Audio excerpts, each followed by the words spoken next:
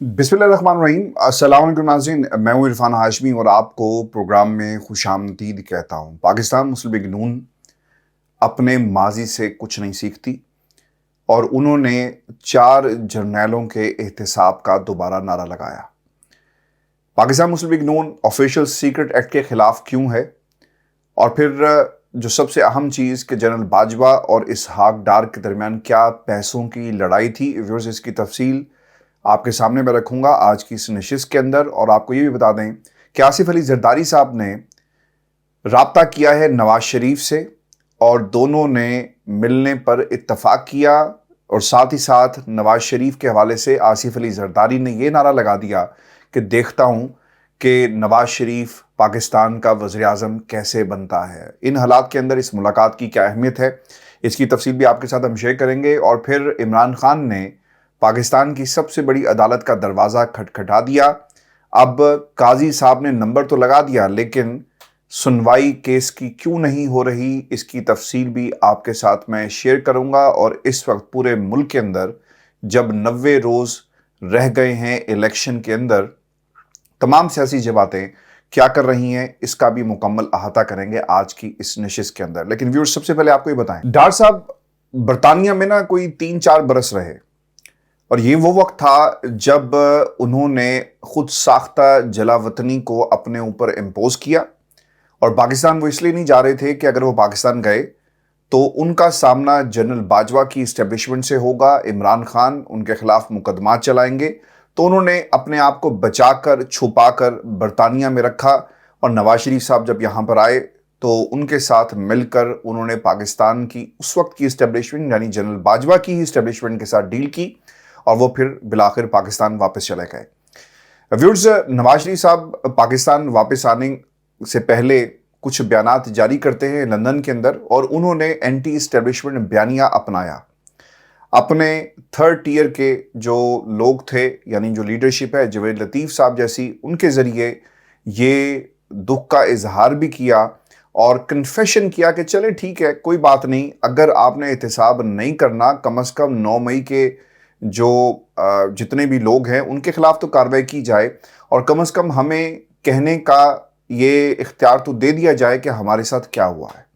Anti establishment बयानिए से पीछे हटना पड़ा। नवाज शरीफ की यही सियासी बका थी, और उन्होंने मीनार पाकिस्तान के जलसे में भी इस्टेब्लिशमेंट के खिलाफ बोलना चाहते थे। उनकी बॉडी लैंग्वेज बार बार ये बता रही थी। एक सवाल उन्होंने पाकिस्तान की आवाम के सामने ये कहकर इसका तासुर जो था वो ज़ाहिर नहीं किया, बल्कि इस पे मोहर लगाई कि हमें देखने की ज़रूरत है कि मेरी 3 बार हुकूमत किन लोगों ने गिराई। वो कहना ये चाह रहे थे कि इस्टेब्लिशमेंट जो है वो मेरी हुकूमत को बार बार गिराती है, और मैं फिर आपकी अदालत में आकर अपने आप को सुरखरू करता हूँ, डील करता हूँ, ये अलग बात है। व्यूअर्स, इन हालात में एंटी इस्टेब्लिशमेंट बयानी से पीछे हटना नवाज शरीफ के लिए एक सियासी ज़िंदगी से कम नहीं था, और उन्हें ये सियासी स्पेस दी गई। गारंटोर्स कौन कौन लोग हैं, यानी इसहाक डार साहब गारंटोर हैं, और इसके साथ साथ आपके शहबाज शरीफ साहब ने भी पाकिस्तान की इस्टेब्लिशमेंट को गारंटी दी, क्योंकि पीपल्स पार्टी ये दावा करती है। इन हालात में जब ये गारंटियां दी गई, नवाज शरीफ अपने बयानी से पीछे हट गए। एक शख्सियत जो ख़ास तौर पे गारंटोर भी है नवाज शरीफ के मामले पर, वो जब उससे सवाल पूछा जाता है कि क्या आप साबिक जर्नैलों का हिसाब करेंगे, तो वो आगे से इस सवाल का क्या जवाब देते हैं। ये इसलिए अहम है क्योंकि एंटी इस्टेब्लिशमेंट बयानिया इसहाक डार ने अब एक नई इसकी बुनियाद रख दी है, ये कहकर कि जनाब जो इकदामात हुए इन्हें किसी कार्रवाई के बगैर यूं ही नहीं छोड़ा जा सकता। इसहाक डार साहब कहना ये चाहते हैं कि जिन्होंने जमहूरियत को डीरेल किया, इनके मुताबिक जिन्होंने नवाज शरीफ को निकाला, इक्तदार से बाहर बिठाया, जिसमें जनरल बाजवा रीसेंट एग्जाम्पल उनकी जनरल बाजवा है, अगर इनके खिलाफ कार्रवाई नहीं होगी तो हम आगे नहीं बढ़ सकते। सवाल ये पैदा होता है कि जब आप इस किस्म की स्टेटमेंट जारी करेंगे तो पाकिस्तान की इस्टेब्लिशमेंट आपके बारे में क्या राय रखती है, और क्या आपको इसका जवाब देना पड़ेगा। क्योंकि व्यूअर्स, बात यहाँ पे ख़त्म नहीं होती। उन्होंने जो मुद्दा कौम के सामने रखा, और इस इंटरव्यू में जिस तरह से वो अपना केस प्लीड कर रहे हैं, वो ये कहते हैं कि नून लीग इक़्तिदार में आकर जो सवाल उनसे हुआ, general Pasha, general Zaheer, general Bajwa और जनरल फैज़ के खिलाफ कार्रवाई करेगी, तो इसका उन्होंने जवाब दिया कि कार्रवाई के बगैर ہمیں آگے نہیں بڑھنا چاہیے۔ سپریم کورٹ آف پاکستان کیا کارروائی کرے گی؟ ان کے خلاف کوئی درخواست آئے گی؟ پاکستان میں کون سا ایسا پلیٹ فارم ہے جہاں پر کسی بھی ان سابق جنرلز کے خلاف کارروائی ہوگی؟ پاکستان کی عوام کو ڈاکٹر صاحب یہ بھی ضرور بتا دیں کہ آپ ڈیل کر کے ملک میں واپس آ جائیں، آپ ڈیل کر کے ملک سے باہر چلے جائیں، آپ ڈیل کر کے آنے والے 10 سالہ منصوبے کی بنیاد رکھیں، چونکہ جو وائبز اور جس قسم کی سٹیٹمنٹ جاری کی جا رہی ہیں وہ یہی بتاتی ہیں اور یہی خیال کیا جا رہا ہے کہ جناب ہمیں اگر آئینی تحفظ پاکستان کی معیشت کو دینا ہے تو اسی طرح ملک ترقی کرے گا۔ اور یہ بات حمزہ شہباز نے کی اور وہ کہہ رہا ہے کہ جناب ہمیں 10 سال حکومت جو ہے وہ بنانی ہے اور اس کے لیے گارنٹیاں اور اس کے لیے وارنٹیاں جو ہیں وہ پیش کی جا رہی ہیں۔ تو اب پاکستان کی اسٹیبلشمنٹ کیا اس کا کوئی ایکشن اس کے خلاف لے گی یا پھر یہ بات سنی انسنی جو ہے کر دی جائے گی؟ ویورز، یہ بات یہاں پر ختم نہیں ہوتی۔ ڈاکٹر صاحب یہ بھی کہتے ہیں کہ ٹروتھ اینڈ ریکنسیلیشن کمیشن میثاق جمہوریت کا نامکمل ایجنڈا ہے۔ پہلے تو یہ پاکستان کے سامنے سچائی رکھ دیں۔ ٹروتھ اینڈ ریکنسیلیشن تو آپ نے حالات کے ساتھ ہے نا، ریکنسیلیشن نام کی ویورز کوئی چیز نہیں ہوتی۔ سمجھوتا عمران خان جو کر رہا ہے نا، یہ ہے سمجھوتا، حالات کے ساتھ ڈٹ کے کھڑا ہوا ہے۔ سمجھوتا اس نے حالات کے ساتھ کر لیا، یعنی جیل کے ماحول کے ساتھ سمجھوتا کر لیا۔ وہ لوگ جنہوں نے جیل میں ڈالا ان کے ساتھ سمجھوتا نہیں کیا، یہ ہے وہ سمجھوتا ریکنسیلیشن جس کا ذکر جو ہے میثاق جمہوریت میں کیا جاتا ہے۔ باقی سب تو ڈیلز ہیں، آپ ڈیل کریں، باہر نکل جائیں ڈیل کریں، اندر آ جائیں ڈیل کریں، کسی کے ساتھ مل جائیں ڈیل کریں، آپ کو سیاسی طور پر وینٹیلیٹر سے اتار کر آپ کو سیاسی میدان میں رکھ دیا جاتا ہے۔ یہ ہے ریکنسیلیشن جس کو ایک طریقہ کار بنا کر جو ہے وہ پیش کیا گیا اور سیاسی جماعتوں نے یہ پیش کیا۔ ٹروتھ قوم کے سامنے رکھیں کہ جو ایون فیلڈ اپارٹمنٹس ہیں یہ کس کی ملکیت ہے، نواز شریف صاحب نے کس کس سے کتنی بار ڈیل کی، اور جمہوریت کے اندر وہ کون سے امیر المومنین بننا چاہتے تھے، یہ بھی قوم کو ضرور بتایا جائے۔ ویورز، یہ باتیں یہاں پر ختم نہیں ہوئی۔ ڈار صاحب نے نا ایک سٹیپ آگے جا کر کچھ چیزیں اس کا ذکر بھی کیا اور یہ بھی پاکستان کے نیشنل ٹیلی ویژن چینل پر بیٹھ کر انہوں نے یہ بات کہی ہے۔ اب اس میں نا یہ جو اگلی جو باتیں ہیں، آفیشیل سیکرٹ ایکٹ، چونکہ پاکستان مسلم لیگ نون جو ہے وہ آفیشیل سیکرٹ ایکٹ کے خلاف ہے، کیسے میں آپ کو آگے چل کے بتاؤں گا۔ لیکن ایک چیز، یہ جو 10 سالہ منصوبہ ہے نا، تو کیا پاکستان کی اسٹیبلشمنٹ اس سیاسی جماعت کو کیا یہ کہے گی ڈو مور؟ اور اگر ڈو مور کا مطالبہ کیا جاتا ہے تو پھر دوسری طرف کیا اسٹیبلشمنٹ بھی ڈو مور کا مطالبہ کر سکتی ہے سیاسی نواز شریف صاحب سے؟ چونکہ نواز شریف اگر اسٹیبلشمنٹ کو ڈو مور کہیں گے کہ ہمیں اقتدار میں بٹھا دیا، لائے، اب بٹھاؤ بھی، اور اب ہمیں 10 سال کے منصوبے پر کسی طرح عمل بھی کرنا، یعنی دونوں طرف سے اگر ڈو مور کی بات ہوتی ہے، نواز شریف بھی ڈو مور کہیں اور اپنے اقتدار کے لیے، اور پھر اسٹیبلشمنٹ بھی کیا ڈو مور کہے گی۔ آپ کو نا میں ایک بات بتا دوں، اگر میں جنرل باجوہ کی اسٹیبلشمنٹ اور جو حالات ہم نے ماضی میں دیکھے ایکسٹینشنز کے حوالے سے، اگر یہی سوال دوبارہ اٹھایا گیا تو پھر ہمیں دیکھنا پڑے گا کہ پاکستان کی دیگر سیاسی جماعتیں اس حوالے سے اپنا کون سا موقف جو ہے وہ اپناتی ہیں، چونکہ ماضی میں مریم نواز جو اس وقت لیڈ کر رہی ہیں نون لیگ کو، ہر اس بیانیے کو جو عمران خان کے خلاف ہے اور نواز شریف کے حق میں ہے، انہوں نے ماضی میں ایک سٹیٹمنٹ دی تھی کہ جناب میں اس گناہ میں شامل نہیں تھی۔ تو کیا یہ ڈو مور اگر کہا گیا تو کیا یہ دوبارہ اس گناہ میں شامل ہوں گی؟ یہ $1 بلین کوسچن ہے، اس پہ اپنی رائے ضرور دیجیے گا۔ اب آ جاتے ہیں یہ آفیشیل سیکرٹ ایکٹ کے تحت کیوں، یعنی اس کے خلاف کیوں ہے۔ آپ کو یاد ہوگا کہ ڈان لیکس کا معاملہ ہوتا ہے اور ڈان لیکس کے اوپر باقاعدہ انکوائری ایک کمیٹی بنا دی جاتی ہے، اور اسحاق ڈار صاحب یہ کہتے ہیں کہ وہ انکوائری کمیٹی بالکل JIT کی طرز کی تھی، جس کے اندر 2 بریگیڈیئرز اور 4 سول سرونٹس تھے۔ یہ ڈار صاحب کے الفاظ ہیں، کوٹ ان کوٹ، جو میں آپ کے سامنے رکھ رہا ہوں۔ اچھا، اب وہ یہ کہتے ہیں کہ ہم نے آفیشیل سیکرٹ ایکٹ کے تحت اس میں ایکشن لینے کے لیے، مطلب یعنی اس کمیٹی نے اسے ریکمینڈ کیا ہوا تھا کہ وہ تمام لوگ جو اس میں ملوث پائے گئے لیکس کے اندر، ان کے خلاف آفیشیل سیکرٹ ایکٹ کے تحت کارروائی کی جائے۔ ڈار صاحب نے ایک تاریخی جملہ کہہ دیا، اینڈ آئی شوڈ سلیوٹ ہم، اور اس لیے کہ ماضی کے اندر اگر آپ یہ سمجھتے تھے کہ یہ ایک غیر شفاف عمل ہے، اسی لیے آپ نے ڈان لیکس کے اندر ऑफिशियल सीक्रेट एक्ट नहीं लगने दिया, आपने परवेज रशीद को बचा लिया, आपने फातिमी साहब को बचा लिया, आपने एक सहाफ़ी को बचा लिया, आपने बाकी लोगों को बचा लिया, बिल्कुल ठीक है, ये आपका काम था। तो आज इमरान खान के ऊपर ऑफिशियल सीक्रेट एक्ट जो लगा हुआ है ना, इसका कोई जवाब दे। अगर देखा जाए, एक बंद कमरे की गुफ्तगू बाहर आती है और उसे लीक्स का नाम देकर आपने पाकिस्तान के एक सबसे बड़े अखबार में छाप दिया, तो ऑफिशियल सीक्रेट एक्ट तो वहां पे लगना चाहिए था, क्योंकि आपके अपने लोग थे और आप ये समझते थे कि अगर इस मौके पर ऑफिशियल सीक्रेट एक्ट लगाया गया तो पूरे का पूरा अमल जो है वो गैर शफाफ हो जाएगा। लेकिन यहाँ पर इमरान खान के मामले पर तमाम सियासी जमातें खामोश हैं, पाकिस्तान की अदलिया खामोश है, और वो हालात के का ये जो एक मंचधार है, इसमें इस केस को छोड़ दिया गया और पाकिस्तान का जुडिशियल सिस्टम एक दलदल का, एक क्वैगमायर का मंजर पेश कर रहा है, जिसमें इमरान खान को खड़ा करके ये तमाम लोग तमाशा देख रहे हैं कि कब वो इस दलदल के अंदर मुकम्मल तौर पर धंस नहीं जाते, तब तक उन्हें इस दलदल के अंदर, इस क्वैगमायर के अंदर खड़ा रखा जाएगा। व्यूअर्स, ये बात ना यहाँ पर भी नहीं रुकती, मैं आपको ना एक कदम आगे लेकर जाऊंगा।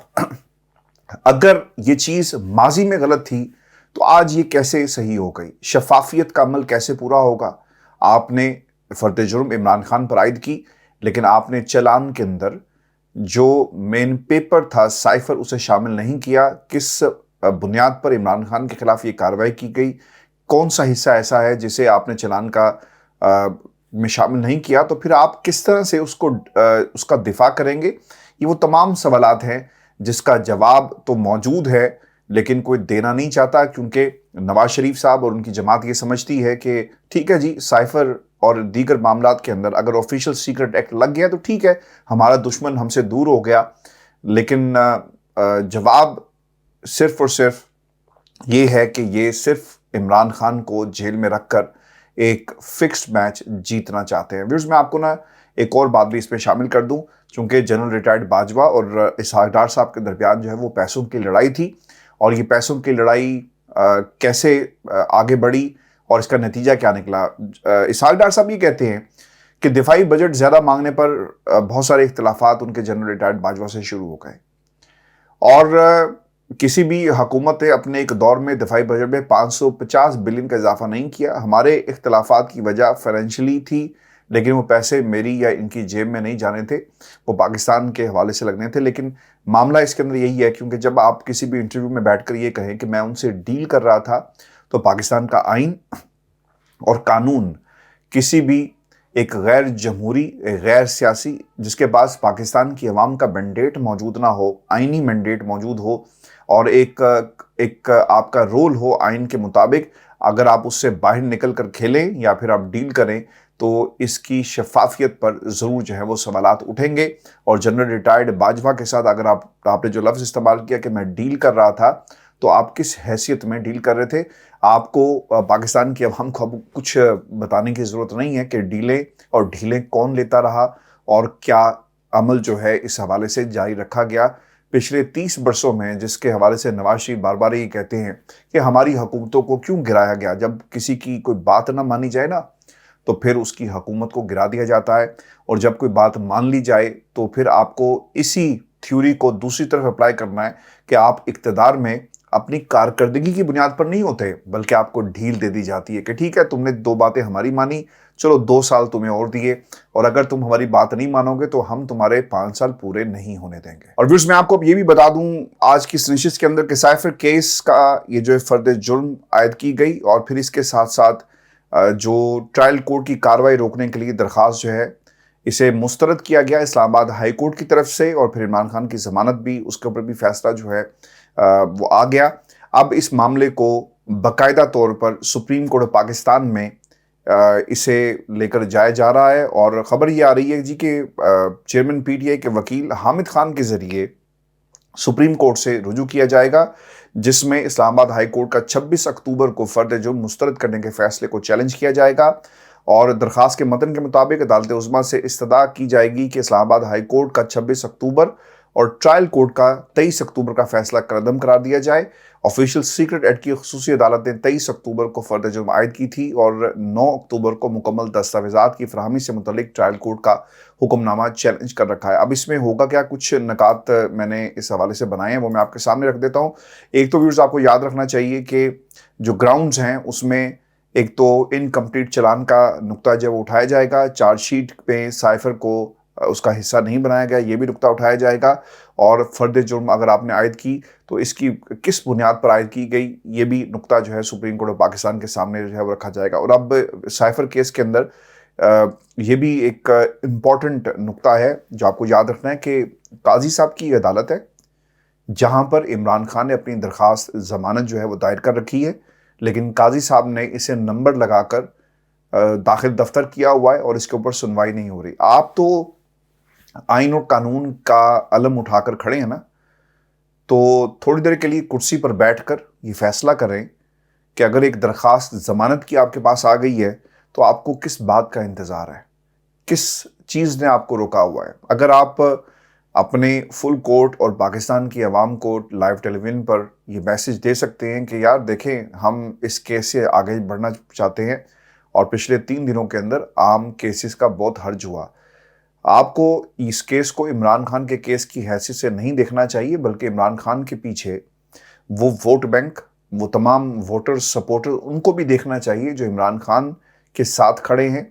ये सिर्फ केस इमरान खान का नहीं बल्कि उस पाकिस्तान की उस आबादी के उस तनासुब का, यानी उस प्रपोर्शन का भी ये केस है जो इस जमात को और इस लीडर को फॉलो करते हैं। क्योंकि अगर इमरान खान को ज़मानत नहीं मिलती और वो बाहर नहीं आते तो ये फिर फैसला सिर्फ इमरान खान के ख़िलाफ़ नहीं होगा, बल्कि पहली दफ़ा हम ये पाकिस्तान की आवाम के ख़िलाफ़ भी फैसला होते हुए देखेंगे, क्योंकि मामला यहाँ पर इंतखाबात का है और इमरान खान को इस इंतखाबात से दूर रखना, ये दूसरी तरफ से ज़ोर लगाया जा रहा है।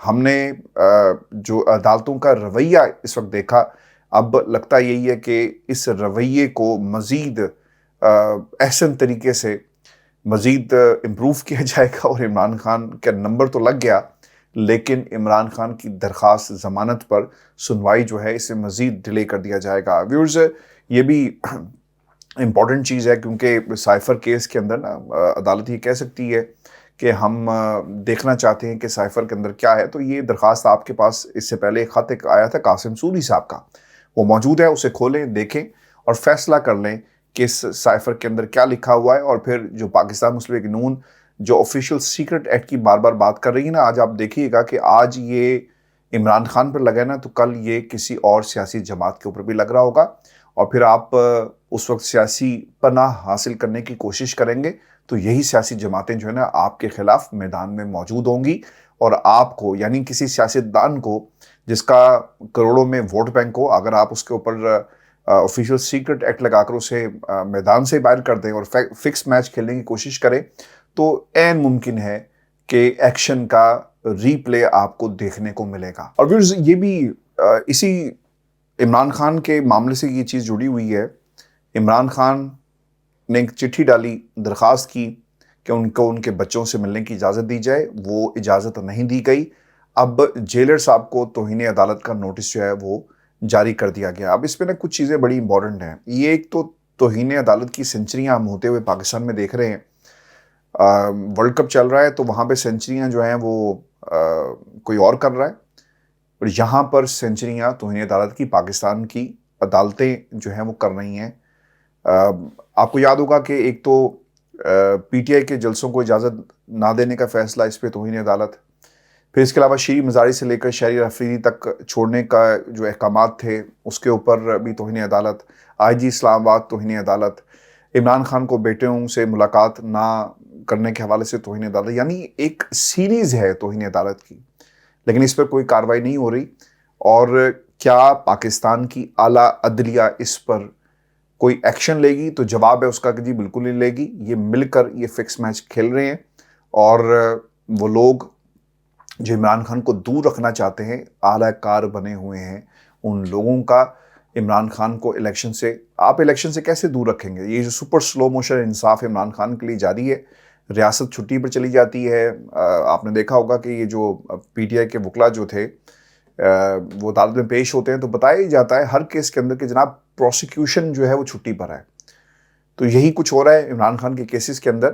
اور اب عمران خان کے بچوں سے ملاقات، اس کے اوپر بھی آفیشیل سیکرٹ ایکٹ جو لگا کر اسے راندہ درگاہ کر دیا گیا ہے. اب نون لیگ یہ جو ماضی میں اپنے لوگوں کے حوالے سے کہتی تھی نا کہ ہم معاملات شفافیت کی طرف نہیں جائیں گے، تو یہاں پر تو بچوں سے ٹیلی فون پر بات نہیں ہونے دی جا رہی. تو کیا نون لیگ اپنے اس موقف پر عمران خان کے معاملے پر قائم رہے گی؟ یہ پاکستان کی عوام جو ہے یہ نون لیگ سے ضرور جو ہے وہ سوال کر رہی ہے، اور خاص طور پہ ڈار صاحب سے. اور ویورز، میں آپ کو نا ہمیشہ اپڈیٹ کرتا رہا، بتاتا رہا کہ پاکستان کی تمام سیاسی جماعتیں عمران خان کے نام کو اب استعمال کریں گی. اور یہ جو لیول پلینگ فیلڈ کی جو بات ہوتی ہے، ایک تو اسٹیبلشمنٹ کو آنکھیں دکھائی دے جائیں گی یہ سٹیٹمنٹ جاری کر کے کہ بھئی آپ عمران خان کو کیسے آپ جو ہے وہ جیل میں ڈال سکتے ہیں، اور تمام جماعتوں کو جو ہے وہ لیول پلینگ فیلڈ دی جائے. لیکن اندر سے یہ خوش ہیں کہ چلو ایک ہمارا دشمن جو ہے وہ راستے سے ہٹ گیا. آصف علی زرداری صاحب نے متعدد سٹیٹمنٹ جاری کی، بلاول نے بھی بہت ساری سٹیٹمنٹ جو ہے وہ جاری کی کہ ہم کسی کو اندر رکھنے کے حق میں نہیں ہیں.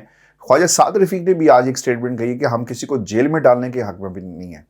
یہ جیل میں اس وقت تک ڈالیں گے جب تک یہ الیکشن نہیں ہو جاتے اور Imran Khan P T I سمیت جو ہے انہیں سائڈ پہ نہیں کر دیا جاتا. اب ہوا یہ ہے جی کہ ایک نعرہ یہ لگایا گیا، اور یہ نعرہ لگایا تھا جی بلاول کے والد محترم آصف علی زرداری نے، اور انہوں نے یہ کہا کہ 8 فروری کا سورج بلاول بھٹو زرداری کی فتح کا پیغام لے کر طلوع ہوگا.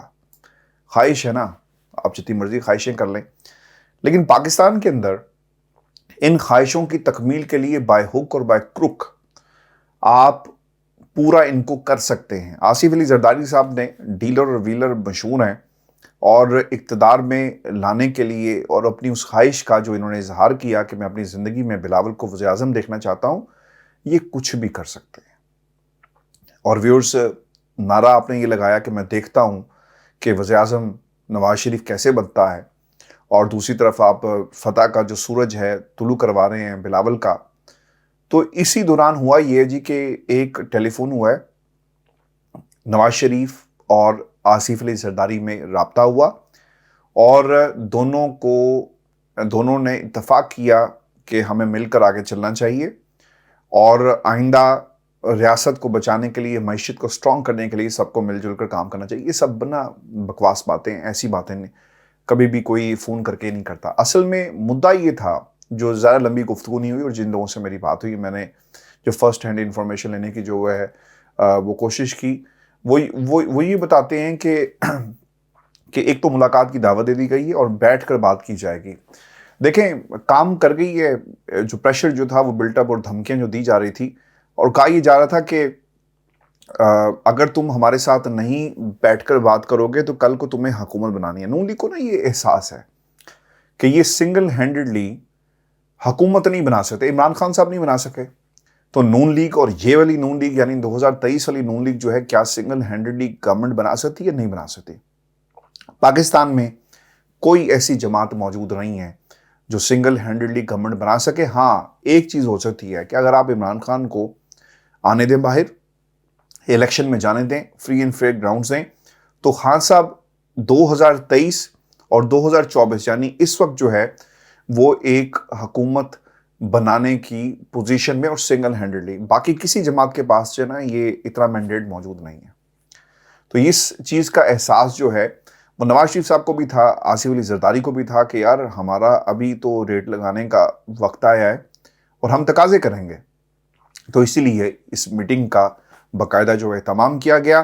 آپ نعرے لگاتے رہیں لیکن ہوگا وہی جو پاکستان کی اسٹیبلشمنٹ چاہے گی.